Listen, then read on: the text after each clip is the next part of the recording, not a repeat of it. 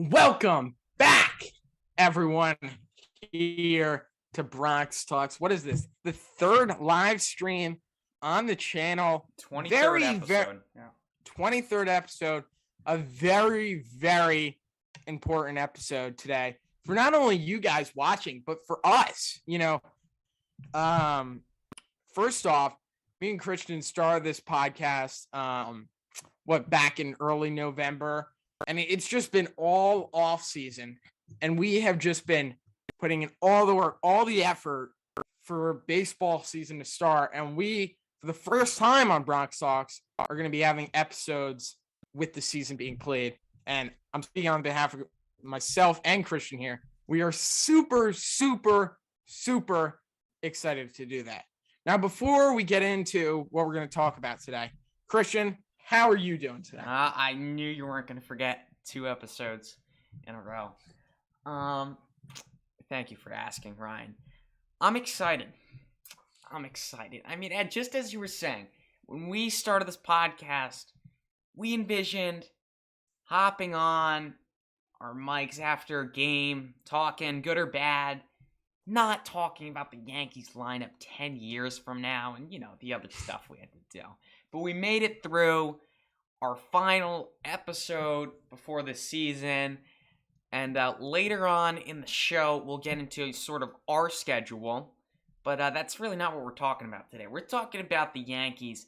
Everything you should know before opening day. Obstacles, what to expect, the formula to winning, and much more. Yeah.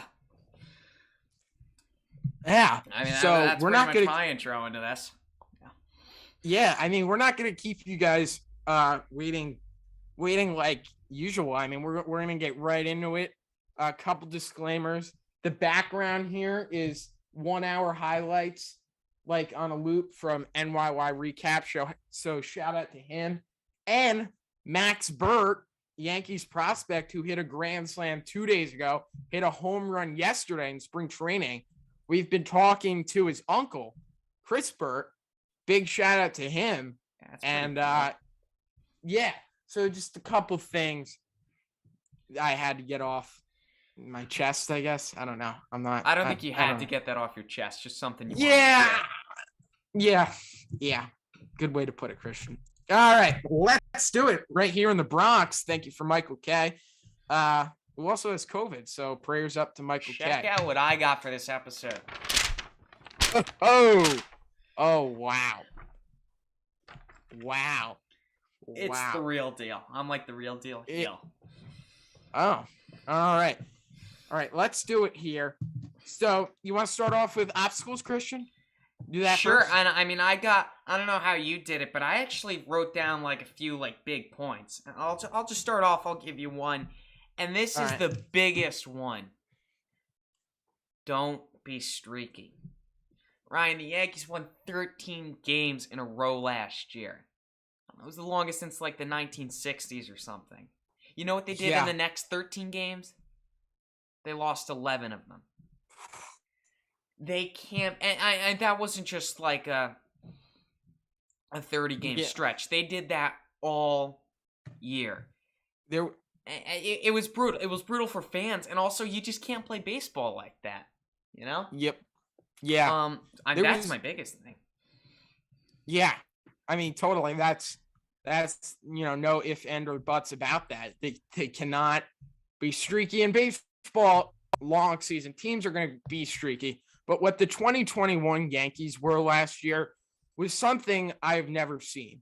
And I don't think it's a hot take or it's ridiculous to say that they were one of the most inconsistent teams in the history of sports. I mean, some people don't just really realize how inconsistent those 2021 Yankees were last year. I forget where it was. I believe on the Michael K show, you might be able to pull it up, but there was a graphic of the whole Yankees season, and it was just constant ups and downs, the whole entire thing. And it had like big stretches of games and whatnot. So I don't know, maybe you guys can find that, but they were it was just crazy. I think some of the players on the team, Christian, didn't even know how this was even happening. I mean, Yeah. DJ LeMahieu got asked some questions, and he was like, when the Yankees were on a losing streak or whatnot, and he's like, well, we've been inconsistent all year, so that probably means the wins are gonna come through soon. So the Yankees didn't even really know how to fix this. It was just kind of the way the team was. It was just kind of what was happening. But we've made some additions nonetheless. You could argue, was it best off season? It wasn't. No, I don't know. It wasn't. No, it's for you to decide. But nonetheless, the roster is different. And not only that, they're getting some players back. They're now going to be on the team all the way through, which includes Anthony Rizzo, Joey Gallo, and hit under the sticks, Aaron Hicks.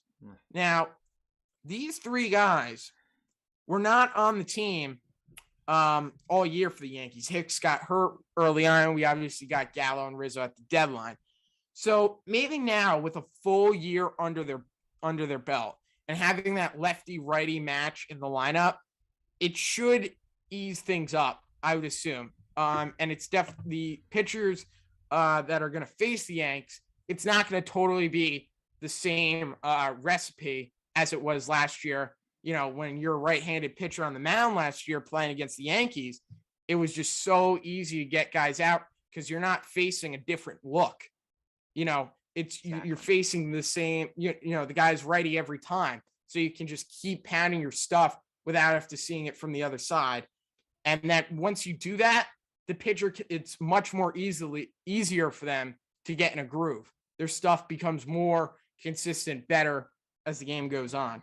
And that's part of the reason why the Yankees were getting shut down by some nobody pitchers that we never heard of. I mean, well, that's the whole idea of having lefties in your lineup. They need balance. Yeah. That was something the Yankees didn't have. It was right-handed power hitters.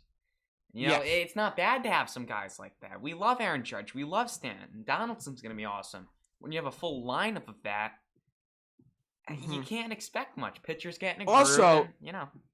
Also, righties, both our righties in the lineup, DJ LeMahieu and Isaiah Kiner-Falefa.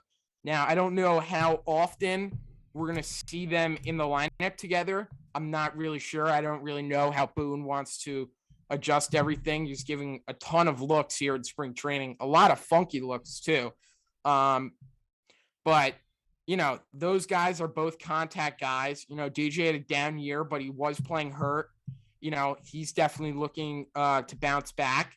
I don't know if he'll ever be the player he once was. The batting title in 2020, hit like high 300s in 2019. Really clutch getting base hits with 2 outs, getting runners in. Always hitting with runners in scoring position. Yeah. But, he's still looking to get better. I don't think he's going to be as bad as he was last year. And those two contact guys should also give another flow, another feel to the lineup. And I think I heard this Paul O'Neill say, I think last week in a spring training game. And he was talking about the late 90s Yankees, which was absolutely, one of the biggest dynasties in sports. I mean, all they did was win, win, win. And, Paul O'Neill was saying they had a ton of different guys in that lineup that would do different things. Last year, the Yankees just had a lot of power, right-handed bats. But, in those late 90s Yankees, they had different guys doing different things. Derek Jeter was the home run guy. He was the contact guy, played good defense, bat to the ball, and they had different kind of players in their lineup. And when you mesh that all together, in my opinion, that forms a winning product on the field. You got to mix it all together. It's like a recipe. Yeah, I mean, this is what you were saying at first, and this was another one of my bullets. And this is what I wrote. Don't need MVPs, just play to your ability. Gonna list off some guys for you, Ryan. DJ LeMahieu, Gary Sanchez, Urshela. I know they're not Yankees. But Torres, Gallo, Hicks, when he did play, they all underperformed. That's more than half of the lineup last year. That's not normal. And you could blame it on the hitting coach if you want. I mean, I know me and Ryan both hated Marcus Thames, but that's still not normal. And you can't win games when, you have 3 guys that are productive. The lineup that they ran out in the wild card game was atrocious. They need a full lineup of functioning bats, not just a few guys. And it doesn't have to be all-stars, just guys that contribute. I mean, they didn't have that last year. Yeah. I mean, play your role. Play your role. Playing a team sport, everyone has a role. Not every guy is going to be the superstar. But to win on the field, you have to know what your role is, and you have to play that role to the best of your ability. And that's something the Yankees have to do this year. Whether it's guys on the bench knowing their role, whether that be Miguel Andujar, Andujar's role, come in, pitch hit late in the game, get a hit, get on base. That might be for, say, Andujar's role. A guy like Timmy LaCastro, he's probably going to be the pitch runner, defensive replacement. When we need a pitch runner, he has to go in there. He has to find a way to steal a bag here and there. Play to your role, and that's going to be the key to success here for the Yankees. These guys have to play their roles on the team. Yeah, I mean, I totally agree with that, but I'm not even talking about playing your role. I'm just saying, don't suck, basically. I get you're gonna. That's another thing. Yeah, I get you're gonna have one guy, who underperforms every year, maybe 2, but it was just it was weird. I mean, we went into last year saying the Yankees lineup, it's gonna be a weapon, but the pitching, that might be a little shaky. So the pitching obviously overperformed and the hitting underperformed. I'd like to see it all come together. The pitching stays where it's at. And the hitting, they have a good lineup. Yeah, we're kind of talking about the formula right now. I guess we'll just stick with that. Get to the obstacles later. Sorry if we confused you guys there. Yeah, I kind of combined them. I have another obstacle though, Ryan. All right. I'm sure you have this. Injuries. It's every year the Yankees seem to struggle with this. Last year it was mainly COVID. We had Sevy and, I don't know, some other guys, but it's been a struggle. We got lucky. Judge and Stanton were healthy all last year. First time. Stanton's been healthy since 2018. Judge, 2017. So, I mean, that was nice. They can't. It's a team that's borderline, and they can't afford guys going down. So, I mean, staying on the field is one of the biggest things. And the most important thing is they don't have a lot of depth at many positions. So. And that was always kind of their strong suit the last few years. I mean, last year, for example, they were able to have minor league guys, no-name guys. Some people thought, that's probably not even a good depth piece because, let's be honest, some of those guys that came up during the COVID spike or COVID strike to our team, they didn't even belong there. But at the end of the day, we won ball games with them. So, and they contributed. And Yankees last few years, they've always had depth. I mean, 2019, Andujar goes down, boom, put in Gio Urshela. He becomes a starting third baseman, and he starts in playoff games. So, yeah, I mean, it's good. Yeah, it's going to be interesting to see, especially how the bench plays out, because I don't really know what they want to do with the bench. I mean, we got Marwin Gonzalez who's raking. Probably. He looks like he's going to be on the team. Andujar, we don't really know what factor he's going to play. First base is definitely not a huge piece of depth. I mean, obviously you do have LeMahieu. Something happens. I mean, the problem with LeMahieu, though, he's LeMahieu's the backup at first, second, and third. So yeah. Also, shortstop. listen, I know Gleyber Torres is like the emergency guy, but I mean, even last night in spring training, I don't even want him on the field. And I mean, he made a boneheaded play last night during spring training game. It's not the first he's done it this year, playing short in spring training. And I get it. I'm not knocking Boone. I mean, the guy should definitely play there. I mean, emergencies sometimes happen, and guys have to be ready. So I don't knock Boone for that. But I mean, after last night, I'm just like, all right, just let's get him in the right place of mind for the season. I have no idea what goes on with Torres sometimes. So, I just want to get him back there at second. But IKF goes down. What we doing there? So Yeah. I mean, yeah. I think if Short goes down, you move right to Volpe or Peraza. To be honest, I think Torres is done. Well, I think Peraza possibly, but I don't think Volpe. Yeah, no, it would be. I don't even know if Volpe's played in Double A yet. I think they'll. Yeah, I'll believe they'll start him in Double A later in the season. I guess there's a chance they go to Volpe. If he just doesn't stop. Oh shoot! If he doesn't stop raking, I mean, I think they start him in Double A though, considering he raked last year in Single A. I think the only point in Torres playing short is just like if Isaac or Felipe gets injured in a game and they need a shortstop. Mm-hmm. Like I think the next day someone gets called up.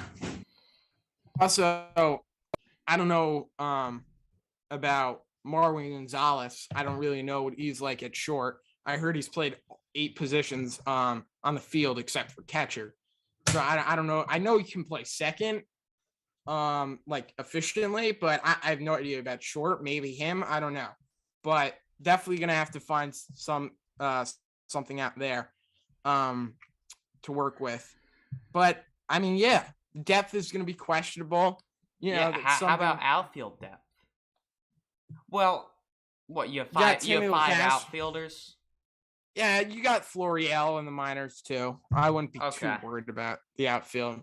But yeah, I mean, obviously could be something they look to improve on at the deadline, albeit, based off the team's record and placement and stuff like that. But it's going to be definitely interesting to see how everything plays out, with the depth, certainly. Yeah, I mean, that's really all I got for players. I'm also going to guess you have this down division. I was just going to get to that. Well, I'll let you start it off because I have some light to shed on the situation. You can start off and make it seem miserable. All right. For those of you who are baseball fans and know a decent amount about baseball, you've probably heard the AL East is pretty stacked this year. And when I say pretty stacked, that's kind of an understatement how good this division could be. You had 4 teams in the division last. Did Toronto won 90 games, right? Yeah. Yeah. So you had 4 teams that won 90 games or more in the division last year. This year, some of those teams improved. I know some people saying like statistically the Blue Jays haven't gotten better, but I think the Blue Jays are going to be pretty good this year. The Blue Jays are stacked. They have a really good rotation. They lost a Cy Young contender, but yeah. The Cy Young winner. Sorry. Yeah, they did lose Robbie Ray, but they also got Kevin Gausman, who's not bad either. And you look at that 5, it's pretty solid over there in Toronto. They got a lineup that absolutely rakes. They're gonna be scary. Okay, you have a team like the Tampa Bay Rays, who every year it seems like at this time of year, everyone's making their predictions for the AL East. They always count the Rays out. Don't count them out because they've proved themselves, and you got to give them credit for it. They're always there every year. It doesn't matter what name's in the lineup card. Doesn't matter if you don't know who the guy is. They find ways to win. Their front office is extremely good. Their analytics are some of the best in the league. And, that's why they win. And their philosophy works. It's been working. So you can't count the Rays out, as much as it pains me to say that. You got a team like the Boston Red Sox who actually knocked the Yankees out last year and went on a run for themselves, making it deep in the ALCS. This Red Sox team is interesting. It's very interesting. Sale is hurt right now, but he's gonna come back. Looks like I think like 3-4 weeks or something like that. You guys can correct me if I'm wrong after opening day.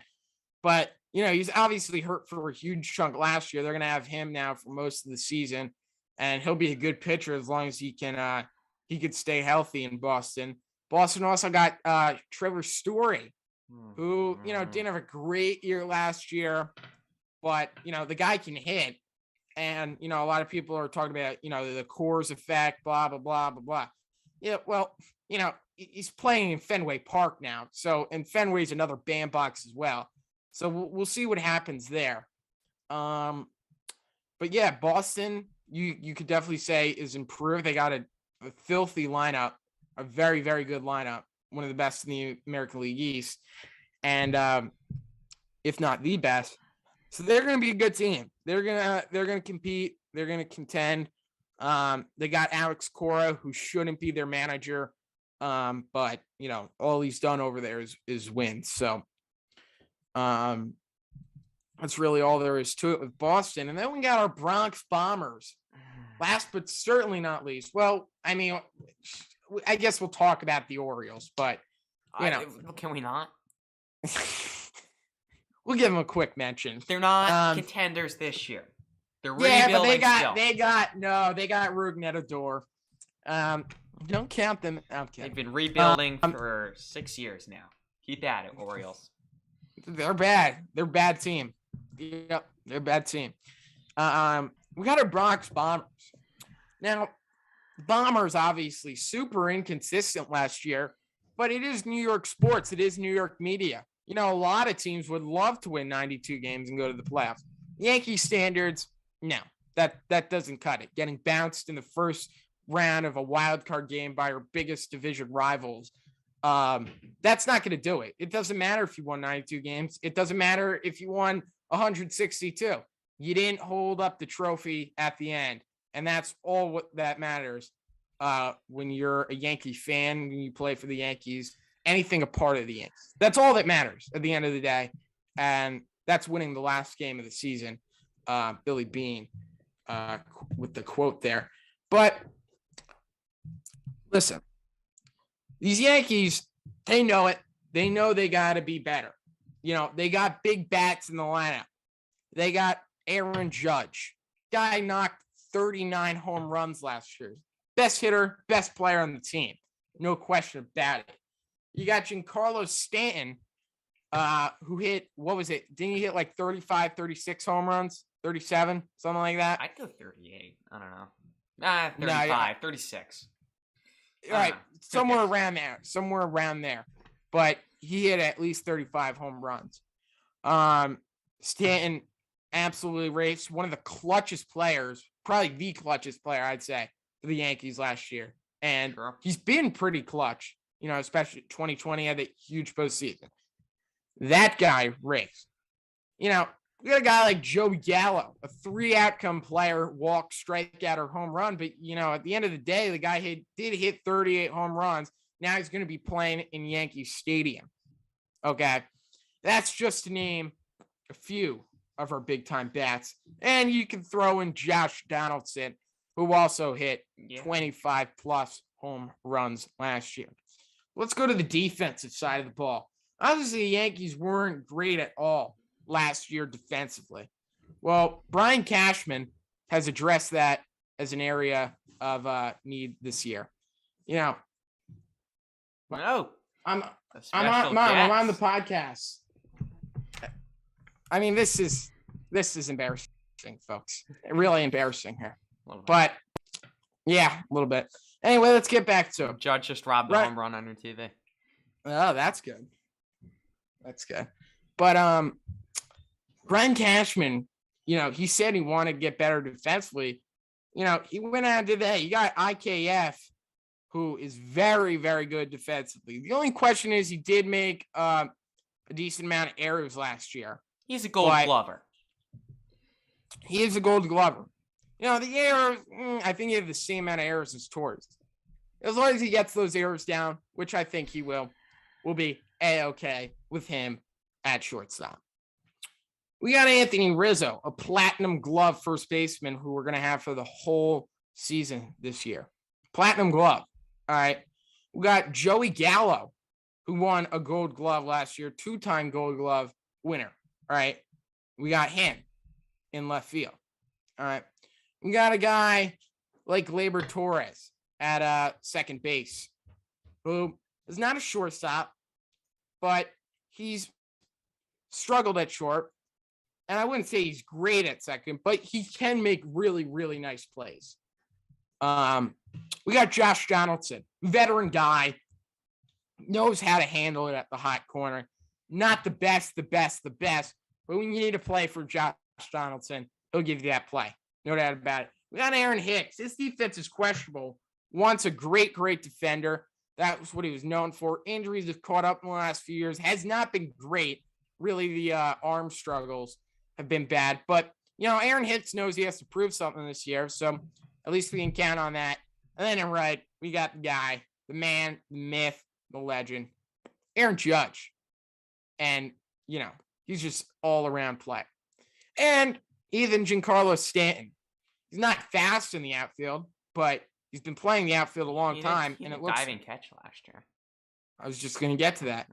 And, not that fast, but and it looks like he's going to be playing some outfield this year, at least 2 to 3 times a week, hinted by Aaron Boone. And that's frankly what Giancarlo Stanton said. He wanted to play the outfield 2-3 times a week.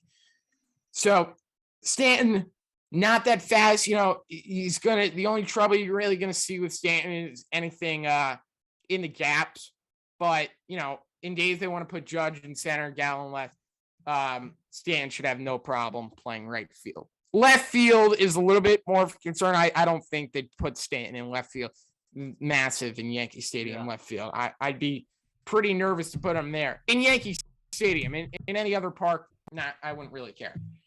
But defense is definitely something they have improved on. And I think the defense is going to be good. And that's definitely going to help our pitchers out. And that's basically all there is to it to the Yanks. Yanks, you could argue they have improved. You could argue maybe they didn't. But here's it. Here's the thing. Yankees know they got to get better. Last year was a down year. Bad year. So the Yanks, they're going to work to their best of their ability to go out and get this thing done, to put it all together. So, we'll see what happens, but they did win 92 games last year. I do think the roster is better. I do think some of these guys will have better seasons. So, with all those facts in front of you, you should expect them to win maybe more games than they did last year. Might be different because the division, I'd say, is stronger, but we'll see what happens. And then the Orioles, they suck. And another struggle we should not have this year is losing 8 times to the Baltimore Orioles. We are not doing that again. Not doing that again. I mean, that's like the whole streaky thing. It was they were worse. They were worse against bad. No, they were worse against bad pitchers. It's a weird sentence. Well, I don't care. I don't care if I'm on the field there. We better not lose to the Baltimore Orioles 8 times this year. I swear to God, we better not do it. I swear. No. Yeah, that. We got the third highest payroll in all of Major League Baseball this year. Third highest. We better not be losing games to the Baltimore Orioles. That better not happen with the third highest payroll in baseball, and you're losing to the piss pot Orioles. Not happening. That's a good way to end that. Yeah, well, I mean, that goes back to the whole don't be streaky thing. As I said, though, I got to shed light on the situation. The Yankees, from what I've seen, they've been like 9 or 10 in most power rankings, which means the playoffs. Like, I think the Yankees, maybe disagree. I mean, I think every MLB fan would agree the Yankees are probably going to get in the playoffs, right?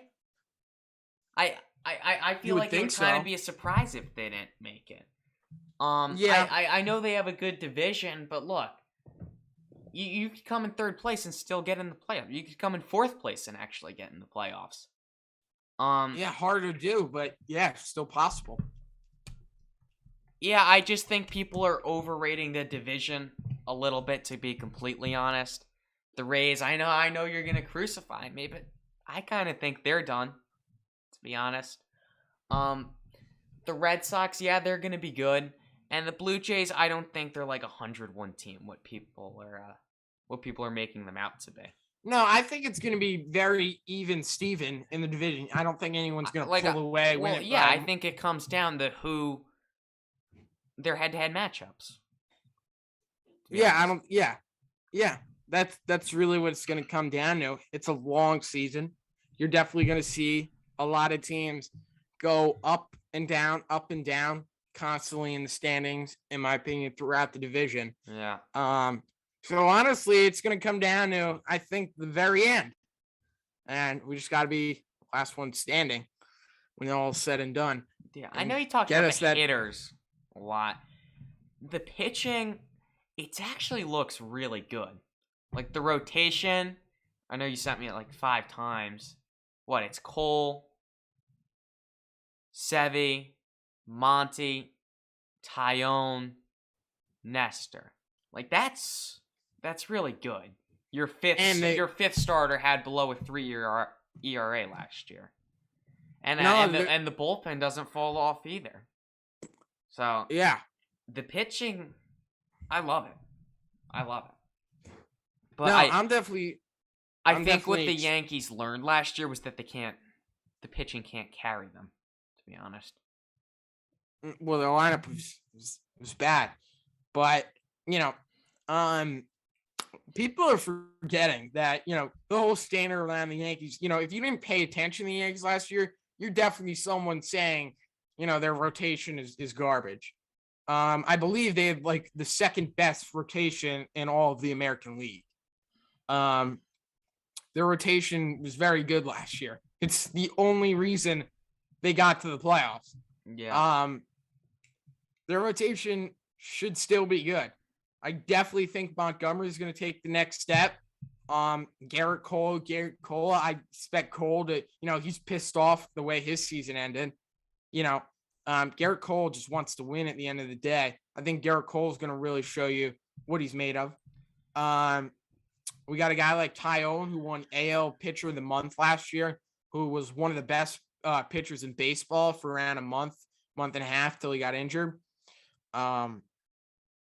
We got a guy like Nestor Cortez, who literally seemed like every time he would go on the mound, he just, I wouldn't say dominated, but he'd always give us a good start. Yeah, I doubted Nestor for a while because he kind of just seemed like one of those pitchers that gets lucky.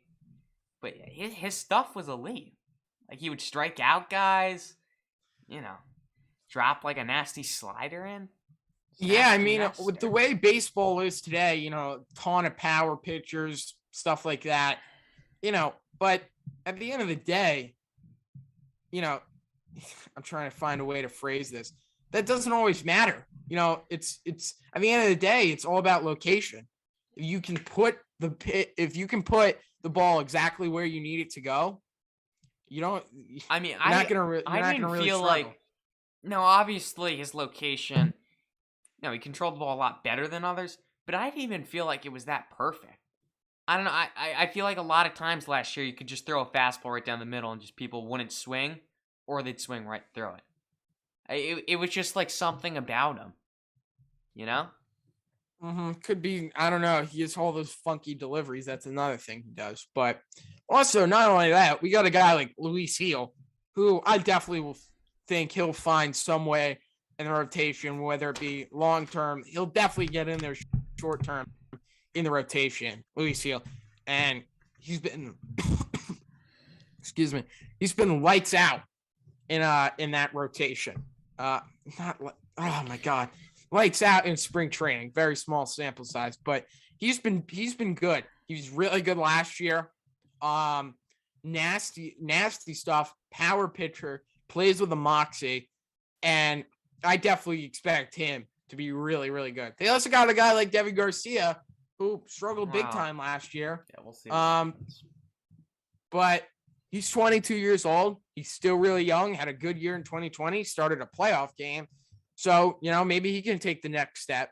It's not like really they need to develop him much anymore. I mean, he definitely needs to get back on track. But, he's definitely capable if he does get back on track to find some way on the roster.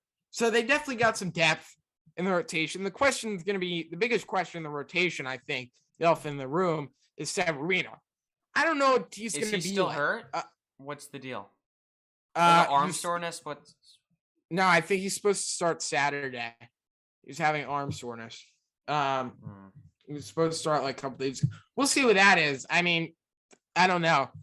The guy's thrown like 17 innings like last 2 years. It just doesn't make sense to have him starting. Like, I get it, in a perfect world, you have 2018 Severino, and he's throwing 100 pitches, dialing it up to 100 in the 7th inning. That's not going to happen. And he has not. I mean, he's gotten hit hard in spring training. The only good thing but I really don't think you look at. Well, the only good thing he's done in spring training is his velocity's been up. Not exactly where it was, because he's throwing like 99, 100, but it was like 97, 98. So almost there. So that was a good sign. But I don't know. We'll see what we get from Severino, and it's on a contract year for him. I believe he's going to be a free agent next year. So, if he wants to get paid, he's gonna have to show he can stay healthy and produce at a high level like he used to. Well, he would kind of approach it like Syndergaard did, if he were to get hurt again, I should say, right? Maybe. I mean, everyone's seen the potential. I'll tell you right now, if he's hurt this year and he's not producing, he's not getting anywhere near Syndergaard's contract. That Syndergaard. Well, yeah, Syndergaard. Yeah, I mean, that would be Severino shut down for like 3 years now. Yeah, no one's giving him that. Like, someone will offer him a deal, but it's probably going to be like a 1 year prove yourself at probably like $5 million, 3, 5, somewhere in that range. Yeah. So, we'll see. I really would just say don't take the risk. You'd rather Sevy in the bullpen than this guy not in your team again. I don't know. I feel like the Yanks are just like, let's just go out there, just see what happens. I'm really just nice tie on. Oh shoot, there we go. Andor with the diving catch there in the background. But I'm just really excited for the season. It's just like let's just do it. Let's just play right now. Let's just do it. Let's play right now. 3 hours till the show launches. The MLB The Show. We're like pregame your MLB The Show for those of you guys who are big into that. I'm not really big into that game. Yeah, Christian is. As far as the sports games, I play them, but I don't know. The Yankees are in MLB The Show. Yeah, I know. They're a team in the MLB The Show, I believe. All right. Enough MLB The Show talk. You can play that on your own time. But I think we summed it up, right? Any final notes on obstacles, formula to winning? I got one more. One more here from Christian. Few more actually. I just players individual. I need DJ or Torres to be above average this year. Like I need one of them to be, like hitting over 300. If not over 300, I don't know where they get power from, but also like 30 home runs. Really? Yeah. I don't mean to do that. You did it to me This before. better be important.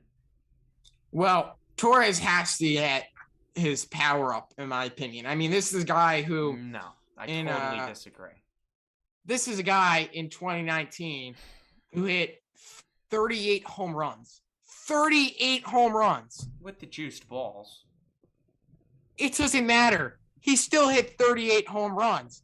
That's a lot of home runs. Last year, how many did he hit? Like 9, 11, something like that. Not even close to anything like that. To 38. I don't care if juice balls or not. It's not big enough a difference for some guy to hit, go from 38 to 11, but you see, other guys still putting up, similar stat. Also 2020, give him the shortened season there. You give him somewhat of a pass there, and he was injured a decent amount in that shortened season. He only hit 3 home runs in 2020. So the power is not there. And, that's something the Yankees saw in him, and it kind of raised eyebrows. I mean, this guy was their number 1 prospect, and he had 38 home runs, and it looked like Gleyber Torres was going to be one of the best players in Major League Baseball because he was just jumping off the page at you. Now he's we don't really know what he is. So, I don't want the guy hitting 11 home runs again when he hit 38.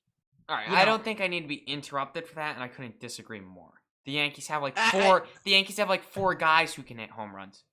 The guy hit 38. Okay, stop getting caught up in the past, Ryan. If he finds a swing and he's just poking singles, I really don't care. That's exactly what I want from him. I mean, yeah, you got a point. If you just hit singles, in a perfect world, effective. Gleyber Torres gets his power back, but I really don't think that's a must. Yeah, it's when his power was there, that's the peak of a player he was. So, I don't think we've seen glimpses of Torres last year where he was just like poking balls, line drives. Yeah, but it wasn't at a consistent enough level to that's the kind of player he was. At second base, it was. If you look at the splits. I mean, maybe. Okay, well, back to my point. DJ or Torres, one of them needs to be good because one of them needs to play second, and it can't just be another unproductive position. And then catching, I think I get a little worried with that because you have Higgy, who's looked awesome in spring training. But then after that, it's like Rortvert, who's injured somehow. And he sucks. And then after that, I might rather have Rob Brantley. After that, we're going to Rob Brantley. Honestly, I might rather have Rob Brantley than Rortvet.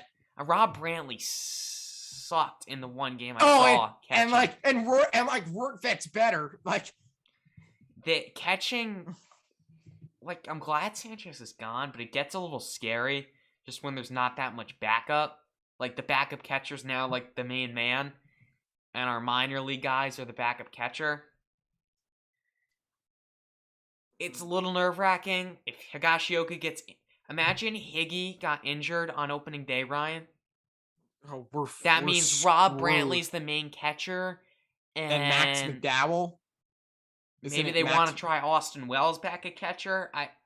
It would be a disaster. No, he's not. He's not ready. Yeah, I'm kidding. I think it'd be the McDowell kid. Maybe Yandris. Isn't Yandris Gomez a catcher? Yeah, he is. Right? I don't know. Well, we talked about him in our video. He was the guy who did the NYY recaps video. I don't know. It would get. Yeah. It would get crazy. He's also not, I don't think, ready to catch at the big league level. And I don't want a guy from single double A controlling my staff. We don't really have an option. Put IKF behind the plate at that point. I mean, yeah, that's actually not a bad point. If it got that low, then yeah, he'd be the guy. Our final topic, we're going to tell you what to expect from the Yanks and then what to expect from us here at Bronx Talks. I'm going to start it off. I'm going to keep this pretty brief with the Yankees and with us. for the Yankees, I see them being like a third place team at the deadline. Sort of just like sitting in the middle. And if they go not all out, but if they're like, all right, we have a shot at winning this, and they do stuff at the deadline, then they go into the playoffs and make a run. If they don't, either miss the playoffs or make the playoffs and repeat. Well, if they miss the playoffs this year, Brian Cashman is going to have a really hard time answering questions to the media and fans. Well, he could just sign Carlos Correa and then everyone would shut up. But Correa's going to have to opt out, which he will. Okay, that's the whole point in the contract. It doesn't. If we don't miss the playoffs, oh my God, if we miss the playoffs. Yeah, Ryan, guess what? Brian Cashman. We say that every year, Ryan. We were saying that they've made summer. the playoffs.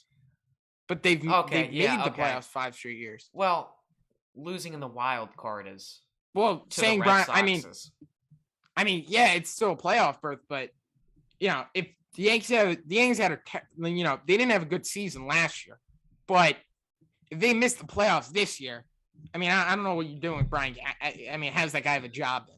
So, I mean, at least he'll sign Carlos Correa, and then Yankees fans will be like, it's their year. I don't know if it'd be that simple. I don't know. What do you expect? Quick, just like brief.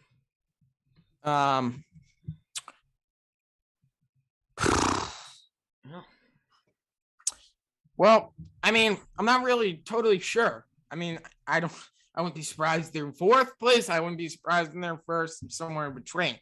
As far as the deadline, I don't really have a spot I'd put the Yankees. All I could tell you is I think they'd be very close in the division. I think all the teams, the top 4 teams, would be within a max 5 games between one another. I think they're going to be neck and neck, basically the whole way with those 4 teams in the division. So I don't really think standings at that point are going to play a factor, because those 4 teams are going to be like basically a few games away from being in first. So I don't think really standings are going to play too much factor then. I don't think anyone's going to run away with it. But, like you said, the Yankees have a shot. I expect them, to go out and make moves and make a run at it. That's kind of all I got. Yeah. I really hope they don't do the same thing that they've done for the past 5 years. What, make the playoffs? Make the playoffs and lose. Well, I don't want that to happen. Oh, really?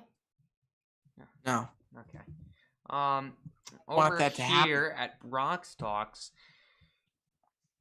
we intend on doing a weekly recap every Sunday, going live right after the game. Obviously, we'll do like a little recap of the week, spend a little more time on that specific game. We'll have like set segments that you can kind of just figure it out once we do our first one. And then we'll do like a little preview next week. So that's all just one episode that we'll do every Sunday. And then we'll probably have like a midweek episode. Maybe just hop on for like 20 minutes ranting, maybe talking about a trade, something like that, a move or just something sort of with a midweek vibe. Maybe a watch party, who knows? But just a midweek thing. And other than that, yeah, that's kind of the plan. Look for 2 videos a week. Definitely like 2 videos a week to start probably. And then, possibly maybe later on in the summer, we could possibly, sky's the limit kind of on how much we want to do there. But it could increase. But I would say it's fair to say lowest probably is going to be 2. I don't think we go under that pretty much at all. Maybe once, twice, something like that. But it's probably going to be 2. But what I tell you guys is 2 videos a week with the chance of there being more. I mean, it's not. I don't think it's just going to be constant every time 2 videos a week. Sometimes we might have 3. Maybe we'll have 4 one time. One time we'll have like only 1. But like I said, 2 with the possibility of more. The weekly recap should be consistent. Like, I'm shooting for not missing one Sunday all season. Yeah. And Christian, do we expect we do this Sunday to be the next time you'll be seeing us, because we want to give you like a little break, get amped up. We'll probably go on Instagram Live maybe Thursday night, Friday night, or whatever, off day Friday for the Yanks. But should be, what would that be? Next Sunday, you'll be seeing us for our first week recap of the Yankees Red Sox series. So I hope it's good. I hope it's sweet. I want to sing Sweet Caroline, Boston sucks. Dun-dun. Like, who doesn't want to sing that? Yeah. But yeah, that's all there is to Bronx Sox. We're very, very excited. I know you guys are. Like I said, me and Chris have been preparing for this moment for a very long time. It's part of the reason we started in the offseason. Yeah. It's been a long time waiting. I mean, our first year doing the podcast, we've had to deal with a Yanks roster that no one really knew what direction they were going to go in. They had to retool, not something you see every day. It was kind of a weird off season. We also had a lockout. I got to clickbait like every video. Could just put like Matt Chapman, Matt Olson, Freddie Freeman on a title, and people would click it because you didn't know what was going to happen. Mm-hmm. But, yeah. I mean, that's probably not what you guys want to hear. So yeah, that's all I got. Yeah. Well, like I said, we had to deal with a lockout. In our first year doing this, it was an uphill journey. There's definitely some highs, definitely some lows, but at the end of the day, we got through it, and now it's going to get to the fun part. We'll probably be interviewing more guys, more people, more guests on the weekday episodes and stuff like that. Maybe sometimes even on Sunday. We don't know. But that's all there is to it. And we are just super excited for Bronx Sox. But since this is the last time, and we'll end it with this. Since this is the last time you'll be seeing us till Sunday, until Yanks kick off the season, and we'll be recapping that. But I gotta get you guys pumped up here for the Yanks. I'll leave it with this. This team, hasn't won since 2009. They haven't been to the World Series since 2009. They've had a battle in the playoffs last 5 years. Things haven't gone their way. I mean, they lost the Astros twice, even lost to them in 2015. Got eliminated by the Bo Sox twice, and even the Rays. But, last season for the Yankees was tough. It was inconsistent. We weren't where we wanted to be. We weren't where we should have been. But this season comes a new opportunity. An opportunity of a fresh slate. An opportunity of a fresh start to erase your past mistakes that you made last year and improve. Now, this next Thursday, the record goes to 0-0. It's going to be a fresh slate, new season, a new outcome, new players, a new feel in the Bronx. And hopefully, when all is said and when all is done, we will have won our 28th title and get another one of these to the Bronx. So, let's cheer on our Yankees. Let's root them best. And just join us here with the journey. on Bronx Talks. Anything else you want to say, Christian?